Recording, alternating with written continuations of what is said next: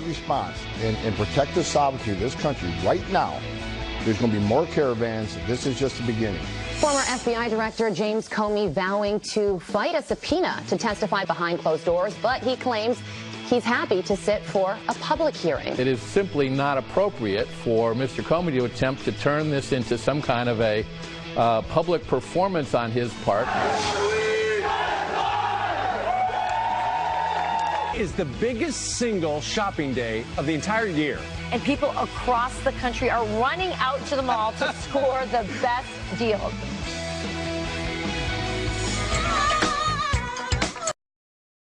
This photo of her growing family, she says we had a wonderful time just being together. Politics never entered our conversations yesterday. Good for you. And this photo comes from Tom in North Carolina. His family is celebrating their first Thanksgiving in their new home. He says there were no politics, just football was discussed at their Thanksgiving table. And look at that turkey. It's absolutely perfect. Yeah. It almost looks fake. It's so perfect.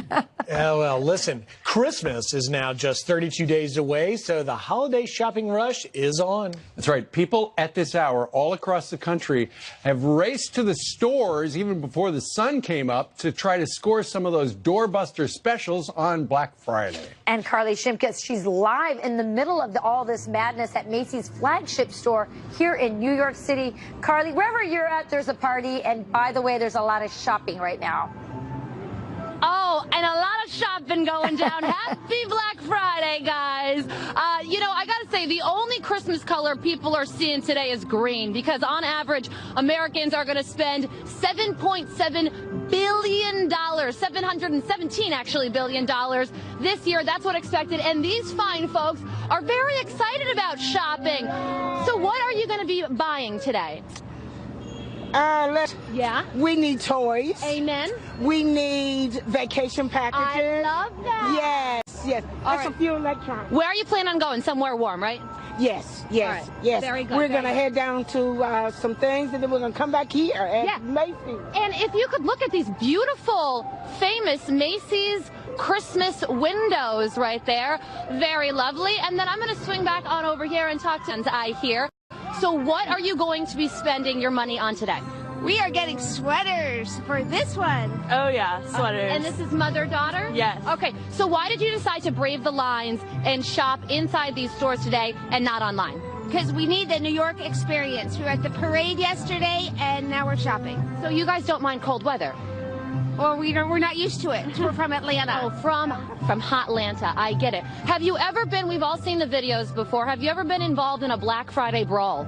Not quite yet. We're hoping for one. It's a peaceful crowd, right? All right, let's swing on over to you guys. Are you guys Black Friday shopping? Yes. What are you going to spend your money on? I see some bags right here. Macy's and H&M and Foot Locker. Oh, all right. Happy holidays. Merry Christmas. I hope you have a great time. So the crowds are, filing into the store. Everybody's having a good time, right? Even though it's cold, people are coming to shop. And I think that's exactly what I'm going to do right now, because it is a little chilly, and I'm seeing some coats that I like inside as well. Carly, if you see my wife and daughters, can you keep them from not going inside Macy's? No, Carly, show them the handbag Little section. delay. All right, Carly, thank you very much. I love the fact that Macy's pipes that music outside, so it just puts you in the Christmas spirit. Yeah. Time to shop. I think that was a no from Carly, by the way. All right. Meanwhile, it was just in the last 5 minutes or so, the President of the United States has been, he's down in Mar-a-Lago for the Thanksgiving holiday. And he, like many Americans, are concerned about what is happening on our southern border. And he just tweeted this out. Republicans and Democrats must finally come together with a major border security package, which will include funding for the wall. After 40 years of talk, it is finally time for action. Fix the border for once and for all. This comes on the heels of comments he made yesterday, where it sounds like the president could actually close the U.S.-Mexican border to people coming in or going out unless Mexico does something. And he also said, unless Congress does something regarding the wall and giving him the money to build the wall, which he ran on, he might actually agree to a partial government shutdown. And we had former acting ICE director Tom Homan on, and here's what he had to say about the president threatening to do that if we don't take action now. The reason there's a caravan on the border, the reason the borders, the numbers are high right now is because Congress has failed to act. They failed to build a wall. They have failed to close the loopholes that are causing these caravans. Everybody's watching what's going on right now. And if we do not secure this border, if we let these people come in and they get released, not to show up in court, or even if they show up in court, get ordered, don't leave. If we don't have a hard response and protect the sovereignty of this country right now, there's going to be more caravans. This is just the beginning. Shutting down the border is a very serious thing. I mean, we have $520 billion of trade between our countries. In just the state of Wisconsin, there's $6 billion. You can imagine every single state has an interest because Mexico is such a big trading partner. By shutting down or threatening to shut down the border and possibly doing it, suddenly this becomes both countries have a problem with it, but in a way it becomes more Mexico's problem because the caravan's on that side. A lot at stake, including the incoming president of Mexico, but also Congress. Remember, if you talk to Tom Homan or any of these other Border Patrol guys, it's the loopholes, it's Congress's failure to act. Tom just mentioned that, and we're going to see that. One of the things Congress, by the way, is going to do, they think, at least while it's still in a Republican hands, is try and speak with James Comey, who got subpoenaed over Thanksgiving. That's right. The Republicans in the House have been dogged. They've said, we want to get him on the record talking about certain things. And so Mr. Comey and Loretta Lynch, our former Attorney General, both got subpoenas to appear before the House Judiciary Committee, probably on December 3rd or thereabouts.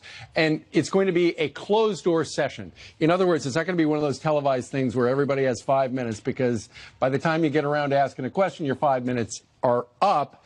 And what they're going to be investigating is the decisions made and not made by the Department of Justice and FBI during 2016, including Hillary Clinton's private email service. And keep in mind, it was James Comey who was running the FBI at the time of Crossfire Hurricane, when all of the spying on the Trump administration got started. In fairness to James Comey, now he is tweeted on Thanksgiving. Here's what he said. He said, happy Thanksgiving, got a subpoena from House Republicans. I'm still happy to sit in the light and answer all the questions, but I will resist a closed-door thing because I've seen enough of their selective leaking and distortion. Let's have a hearing and invite everyone to see. So he wants this out in the open. He doesn't want the situation where it's behind closed doors. That's right, but Representative Trey Gowdy says, listen, I want it behind closed doors because if I have him in a hearing, he's going to, avoid answers. He's going to, and this is a trick they all use, because you get 5 minutes with each member of Congress, one on the Democrat side,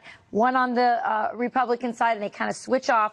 And, it's pretty easy to kind of say, well, can you repeat that question? Can you say it a different way? It basically eats up all your time. Right. And also, he has a lot of this information is confidential or it's top secret. So he can say, listen, I can't answer it in public. That's why Trey Gowdy's saying, hey, I want you behind doors where I don't have time limits and where you can tell me the absolute truth. And so he weighed in on Monday. Here's what Trey Gowdy had to say.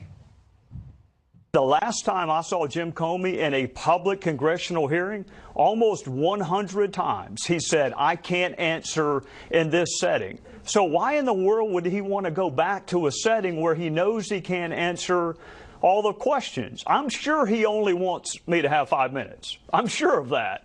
But I need more than 5 minutes. I have 37 pages of questions for Rod Rosenstein.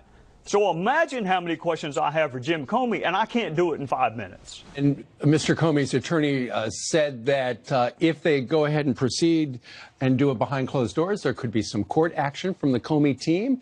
In the meantime, regarding former Attorney General Lynch, her spokesperson did not respond for a request for a comment. So, but if you have a subpoena, and by the way, they only have this lame duck before the Democrats take over the next month and a half. Yeah. Does he have to do it under the under the when you call to Congress, you've got to go. We'll find out, but I'll tell you who's going to take over right now, Jillian Mealy. Yes, I am. You're taking over? Yes, I'm going to take over everything right now. Good morning. Now, I'll get you caught up on some of your news that we're following. Starting with this Fox News alert, holiday shopping turns deadly overnight. A teenager opening fire in an Alabama mall, shooting 2 people during a fight. Panicked shoppers hiding in store closets, fearing for their lives.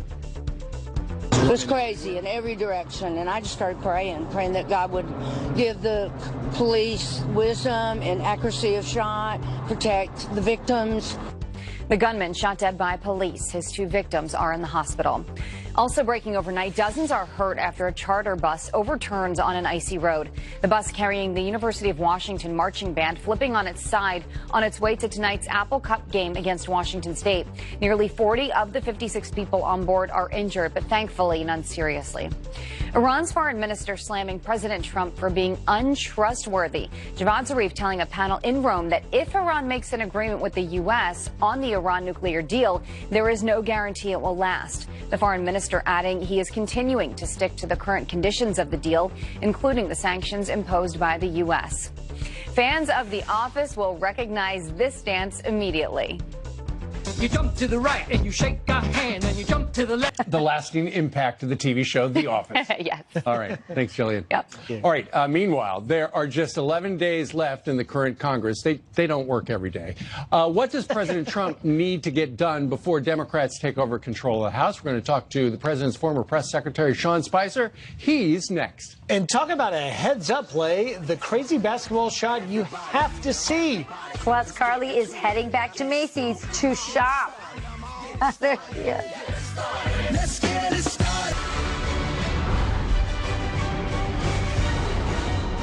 Next week, President Trump will return from Thanksgiving break to a Congress that faces a slew of very high-stakes decisions. The president up and sounding off about one of those decisions, tweeting, really good criminal justice reform has a true shot at major bipartisan support. Mitch McConnell and Chuck Schumer have a real chance to do something so badly needed in our country. Already passed with a big vote in the House would be a major victory for all.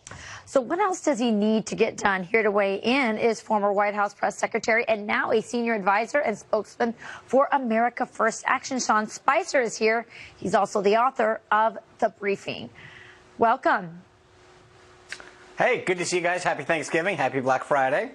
Happy Black Friday. Sean, quickly, so here you have an opportunity on criminal reform. What do you think, look into the crystal ball here for me, what do you think will happen and what should happen? Well, this is actually a really interesting and unique opportunity because it's the Senate that's the problem, and you have a bipartisan group of legislators, but it's the leadership at the top that I think you have to take care of. In other words, you've got McConnell and Senator Tom Cotton from Arkansas who has some issues with the current piece of legislation. So I think that there's a hope that that can get done, but frankly, I also think that if that doesn't get done this session, even with the Democrats taking the control of the House, that could easily happen next time. Yeah. The president, by not only maintaining but growing the lead of Republicans in Senate, will be able to continue to get nominations through, all those judges, all the other folks that work in the government. But I think that the big difference is in the next 11 days, his key priorities only have a shot at getting done because once the Democrats take over the House, the legislative piece of his agenda is really going to get narrowed. And I think, so it's not just the criminal justice. I think any kind of hope for serious funding for a border wall has got to happen in the next few days because after you lose the House of Representatives, I don't see Nancy Pelosi doing anything to help him on that front. Yeah, but you know, Sean, when you were at the White House, there were a lot of Republicans that would say, yeah, I'm with the president, let's build the wall. But then when it was time to take a vote, it was like, where'd those guys go? Yeah, they were conspicuously absent a lot of the time. And that's why I'm saying, but again, that's more than anything else. It's hard enough to get it through the Senate, but he grew his lead in the Senate, which may make it a little easier. The odd thing is, but by losing the House, I think we're going to have no shot at getting anything significant done on border wall. So I would hope that he could really pressure the House and then those key senators to get something done in the remaining few days that we have left. And you actually think that could happen? So we could get the funding in the lame duck? I think that people are going to realize, I mean, look, to Steve's point, that if you don't get it done now, Nancy Pelosi, Steny Hoyer, the rest of that team over there is not going to give them any help. Okay, I noticed it's Casual Friday there at the Spicer place. What'd you do for Thanksgiving? We had a fabulous time. My family, my daughter cooked a fabulous turkey and some desserts. We went over to our friends Elizabeth Manresa and Teddy Inan, who are the ones that introduced my wife and I. So it's a really special time to give thanks for all of our blessings and everything that God has bestowed upon us. So I hope you guys had an equally great and blessed Thanksgiving. We all have a lot to be thankful for. All right. Sean, thank you very much. Thanks, Sean. You bet, guys. All right. All right. It was the deadliest fire in New York City in nearly 30 years, the fire happening just blocks away from Father Jonathan Morris's church. Father John joins us next to talk about how Fox and Friends viewers came together to help the victims of that fire. He's here with us now. Good morning. How are you?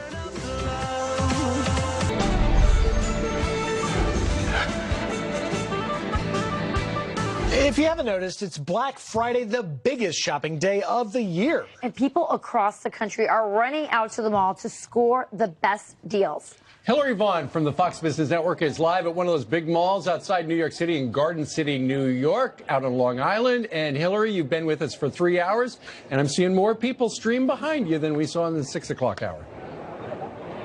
A lot more people. This is the 7th biggest mall in America, but there are still lines out the door in some of those stores, and we've been talking to shoppers all morning. I want to introduce you to Shelly and Sophia. They've been waiting in line for about 15 minutes now. Do you guys do Black Friday every year? Yes, every year. Yeah, every year. We love it, yes. What are you guys looking for today? Well, we're looking for like a charm for my mom or some of our friends from Pandora, so they're having a great sale today, so we got up early for that. Is there some competition between you guys? I mean, who gets the better gift for mom? You're shopping together today. No. How do you keep from each other what you're getting each other if you're shopping together? Well, we don't do surprises. Sometimes it's like, oh, I like these boots, and I'm like, okay, I'll buy that for you. So we are out here having a lot of fun. Everyone's getting in the holiday spirit. A lot of young shoppers today, millennials out getting into the Black Friday tradition as well. Back to you, Griff. Thank you. Good. Let's spend all those young people's money. Get this economy going. Thanks, Hillary. And I'm surprised because you would think that they would just be shopping on their phone, but maybe they actually want to go out and see stuff.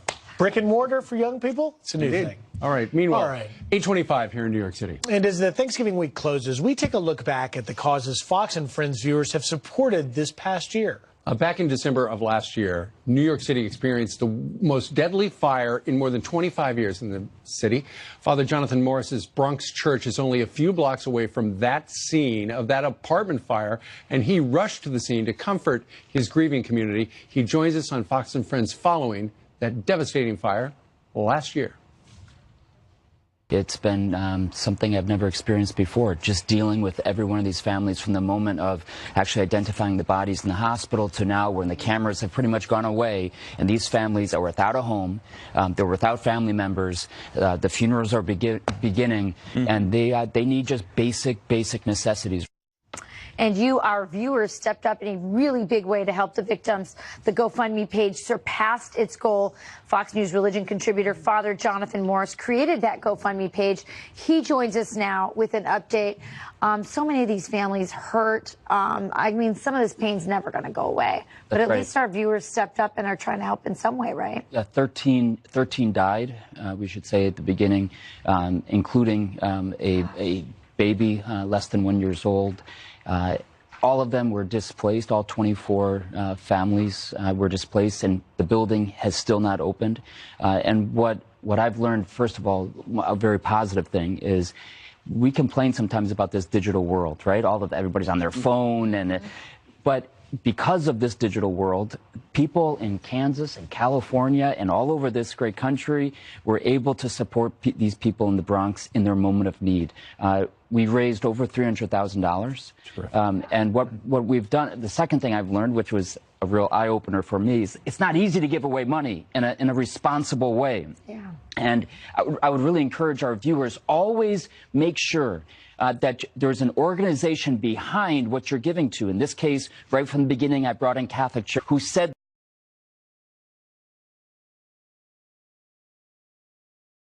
behind what you're giving to. In this case, right from the beginning, I brought in Catholic Church, who said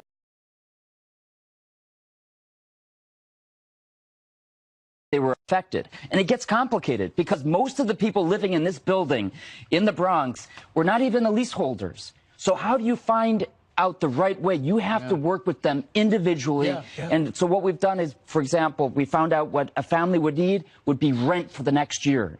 We didn't give them all money right away. We gave them a little bit in order to get by, and then we started paying their rent. And for each family, we figured out what is it that they most needed. Some got more than others. That's not easy. And doing it responsibly. And yes. Of all the 24 displaced families, how are they doing?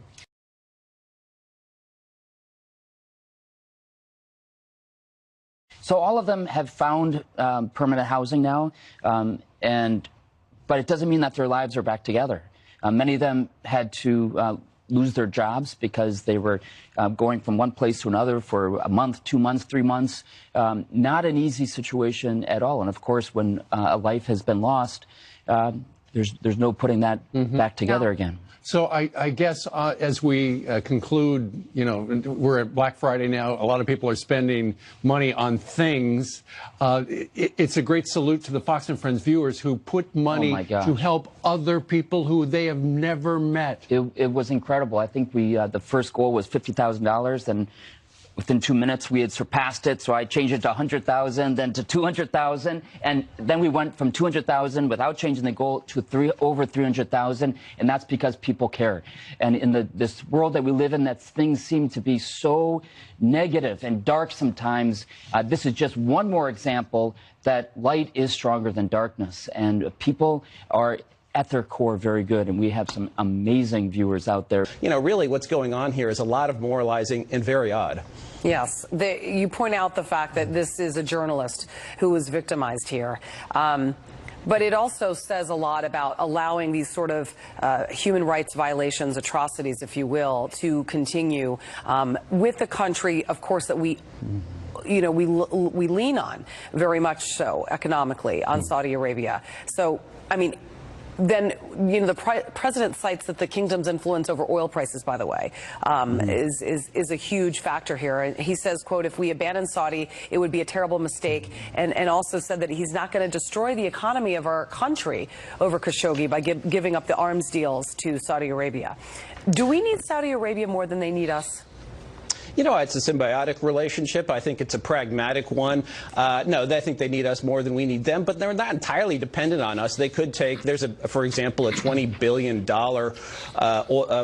arms package that's pending, and they could easily turn to the Chinese, or the Russians in particular would be happy to sell them weapons if we were to cut them off. So, you know, it's a very important thing. You know, one thing I would push back on a little against the conventional wisdom surrounding this case is that this man, Jamal Khashoggi, was a journalist. He wasn't really. He wasn't a reporter. He was an opinion writer. He was an analyst. And what got him killed, frankly, was he was on the take from the Saudi government. He was eating at the trough. He was receiving Saudi largesse. Well, he was very critical of the crown prince. Well, then he turned. And so then he went from being a supporter to being an opponent. Right. And the Washington Post, which frankly has some culpability here, put out his stuff. I mean, he put out articles like how great the Muslim Brotherhood is, how the U.S. should embrace the Muslim Brotherhood. And he did it. The Post did it not just in English, but in Arabic, which really put him in harm's way. How should Congress respond?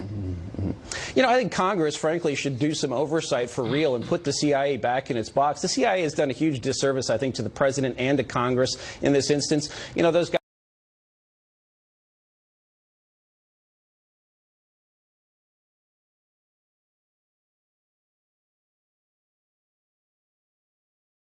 should just hang it up. I mean, we should just move on. Right. Yes, I know. But the fact of the matter is he was a journalist. I mean, he worked for the Washington Post. There was an opinion side and there is a journalistic side, just like there is here at Fox News Channel. We've got prime time and they are opinion, and then during the day we're news. But nonetheless, he was a journalist. He was writing about the Crown Prince.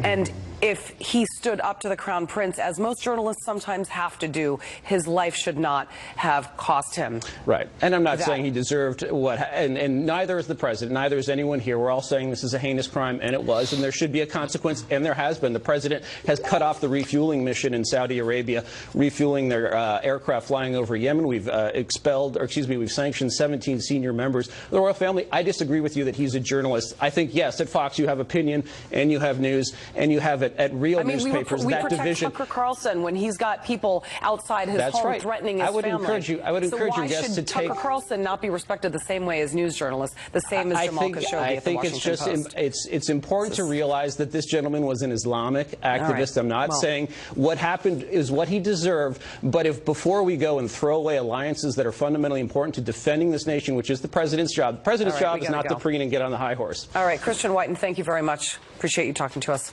Opposition to Nancy Pelosi's bid for House Speaker taking another hit as a potential challenger changes her tune. Can Pelosi get the numbers she needs? Our legal panel weighs in. Plus this, the death toll rising in Northern California as crews nearly complete their containment of the most destructive wildfire in state history. We'll have a live report from the ground. This Fox News alert, firefighters in California are now close to 100% containment of the state's deadliest wildfire as heavy rain sparked new fears of flooding and mudslides. Jeff Paul is live in Paradise, California, where the entire town was wiped out by the flames. Jeff, what's the latest on the ground there now? Well, yeah, Rick, the rain that has fallen over the past few days has really helped put out whatever remained of the campfire, where it is now 95% contained. But now authorities are worried that there could be a little too much rain, and that could create new dangers. With so much rain, they're worried about mudslides, falling trees, and in some cases, flash flooding. That'll only further delay the search and recovery efforts. One more person, bringing the death toll to 84. Cases, flash flooding. That'll only further delay the search and recovery efforts. One more person, bringing the death toll to 8,400, still considered unaccounted for. But that number is constantly fluctuating in about a day's time from our last update. Hoping that that number continues to head down. But of course, this wet and windy weather is only delaying that process for crews out here. Rick? Jeff, the images are staggering. We see entire neighborhoods gone. It looks like the one behind you is gone. So how is the community doing on this Thanksgiving week? Yeah, it's incredible. We spoke with one woman who is just like the folks here at the house that we're standing at, who lost her home, and she said that she cannot believe that it has been 2 weeks since the start of the campfire, and in that time we have learned that more than 13,000 homes have been destroyed. So there's still a lot of people who are living out of shelters, who are bouncing from hotel to hotel, from friends' houses. But yesterday, with the Thanksgiving holiday, it really gave them their kind of first opportunity to sit back, even if it was just for a moment, and enjoy the holiday. Volunteers from all across the area, all across the country, coming together to cook and serve them Thanksgiving dinner. And the survivors we spoke with say it really meant a lot to them.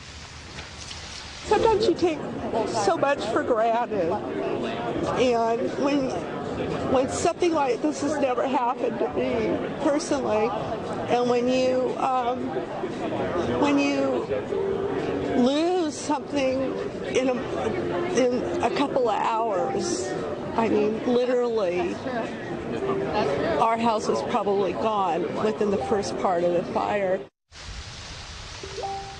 Now, authorities have started the conversation to start allowing more people who were evacuated to at least come back home and to start assessing those damages. But they want to make sure it is safe first. This wet and windy weather, and it's really starting to come down now, Rick, is only delaying that process. 13,000 homes. Jeff Paul, it's just such a long road ahead for those folks. Thanks very much. In-party efforts to block Nancy Pelosi from once again becoming House Speaker have hit a snag. Ohio Congresswoman Marcia Fudge, initially considered a challenger, now backing Pelosi's bid just one day after New York Congressman Brian Higgins reversed his calls for new leadership. Let's bring in our political panel. Mustafa Tamiz is a Democratic strategist and former consultant for the Department of Homeland Security, and Ted Harvey, former Colorado State Senator and chairman of the Committee to Defend the President. Thank you, gentlemen, for talking to us. Nancy Pelosi, she is getting closer to reclaiming the Speaker's gavel, Mustafa, after Congresswoman Marcia Fudge dropped her threat to challenge her. Here's where it gets interesting, I think. Fudge says that Pelosi has offered to restore a defunct subcommittee on elections and make Fudge the chairwoman. Does that sound like blackmail to you? It's not blackmail. It's basically an important initiative, and it's important to Congressman Fudge, and it makes sense to have this. Right. Okay. Go on. Sorry. It's not.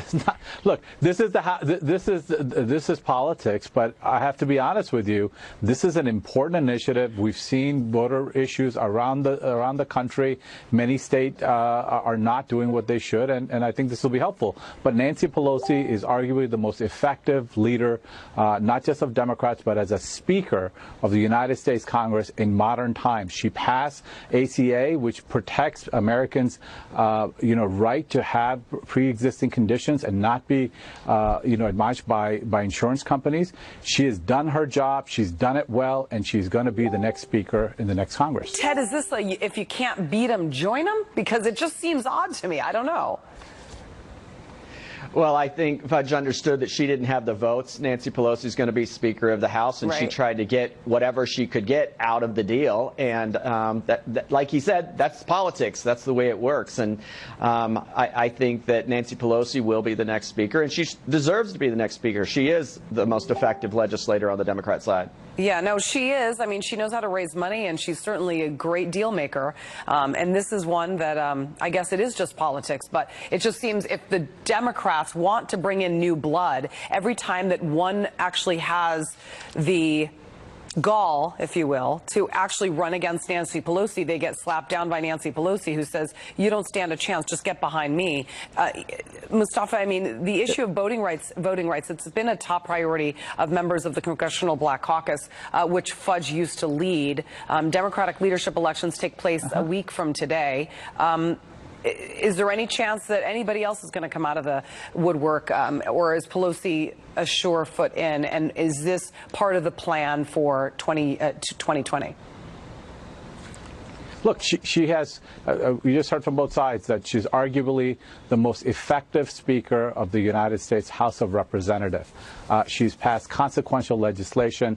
She's someone who always has command of her caucus and is able to pass legislation bipartisanly. If you look at her record, 70% of legislation that passed under her leadership was bipartisan. So here's somebody that's strong. Why would you go looking for someone else? And that's why no one is running against her, because she has proven herself to be an effective leader. It's not like, Paul Ryan, who is going to be remembered as someone who didn't accomplish very much as Speaker of the House. Right. At the end of the day, you elect people that can get the job done. Okay. And Nancy Pelosi can get the job done. The president says he likes her. Can you believe that? That was a quote, and he wants to work with her. We'll have to wait and see if that happens. All right. Thank you both, Mustafa Tamiz. Thank you. And Ted Harvey. We appreciate you coming on. Thank you. Thank you. Thank you. Right. Did you watch any football with your turkey yesterday? I did not have time. It was on my TV screen, though. I heard it in the background. The Bears, the Saints, the Cowboys all have lots to be thankful for. For the Bears, it was another terrific... National security. For those of us who want to be protected against that, this is a problem. But fortunately, it will only be a temporary problem because the next court hearing is going to be next month, and I suspect that the ban will be overturned again. So just finally, do you believe that this judge in the Ninth Circuit is being fair, that the judges are being fair, or are they using this as a political weapon against the White This House? is not at all fair. What this judge is doing is encouraging lawlessness. It's saying, listen, you can apply for asylum even if you come here illegally. How is that okay in any country, let alone the United States? Janice Billboard, next time tell us how you really feel. You got me fired up. Okay? Thanks. Thank you. Julie. House Republicans racing the clock before the Democrats take control in January, issuing subpoenas to Loretta Lynch and James Comey. What are they hoping to get out of that testimony? We're going to take that up next hour. Plus, ready, set, shop as the consumer contact sport is in full swing. We're live at Roosevelt Field Mall in Garden City, New York on this Black Friday. I never went Black Friday shopping. Me and my friend, we woke up at 3 in the morning, and it was crazy. It was so hard to get up, but you gotta do it. Managing my type 2 diabetes. Are there nuts to go out there, or you just love torture? Big box retailers coast to coast bracing for millions of consumers looking to grab those doorbuster deals. As Black Friday marks the start of the holiday shopping season, Hillary Vaughn is live from the Roosevelt Field Mall in Garden City, New York. What are these people all doing? It's so early. Hillary, set the scene for us. It is so early, Julie, and as you mentioned, a lot of people are here for the torture. They want to get in on the Black Friday tradition. The big thing here is, of course, technology. That is where people are trying to get the best deals this time of year. So look at the Apple Store. It is packed, completely full. They were actually a line outside down the hallway waiting for the doors to open, but that's not the only line we're seeing here. This is the 7th biggest mall in America, so it's shocking that there actually are lines outside these stores. A lot of people here in line to buy some jewelry for their mom, their girlfriend, their daughter. 116 million people are planning to shop today. And you know what? A lot of millennials are out today with their friends. We talked to a lot of high schoolers who are getting in on the Black Friday tradition. I haven't even gone to sleep yet. We've been out since last night at like 10 or something. So I've seen a lot of good deals. I got some Beats headphones, new keyboard, speakers. It's fun to get ready in the morning with your friends and go. Wake up at like 4:30 and then we like get together and we go get coffee and then we come. It's just better to get like a personal experience, and plus I never went Black Friday shopping. Me and my friend, we woke up at 3 in the morning and it was crazy. It was so hard to get up, but you know, you gotta do it. And Julie, millennials, you think they just want to shop on their phone, but a lot of them are here. But the one thing to note, for the first time ever, a lot of online shoppers, the majority of them are shopping on their phones, not even on their laptops. So something that's interesting this season that we haven't seen before. Julie? All right, well, good for them, good for you, because you get to be there too. Hillary Vaughn, thank you very much. Yes. I know where you won't be. No, I will not. Black Friday. Yeah, I mean, that's what our phones are for, no? I mean, online shopping? To shop? Is that where you do your shopping? You don't talk to anybody on the phone anymore, right? No, heck no. Are you crazy? I mean, I'm a millennial. You might Rick. send a I don't know about you. Wait, what? I know. I thought now this is breaking news. But I am on my phone as much as them. You know how the Apple iPhone now counts how many hours you are? Yeah. It's scary. Do you celebrate when the percentage goes up? No, I don't. And then I love when it gives you that reminder, like you're up 40% more than you were yesterday, and yesterday was 12 hours of screen time. I just got a What's new your one. screen time? I don't Do you know even your wanna reveal. average? But like it bad tells you average. now how much time you spend on games, It's too. very dangerous. Oh, I don't game. You game. Yeah. Oh, you're a dork. Well, we have a Fox News alert. President Trump demanding funding for his long-promised southern border wall as the battle over immigration threatens to prompt a government shutdown. We'll have details at the top of the hour as America's News.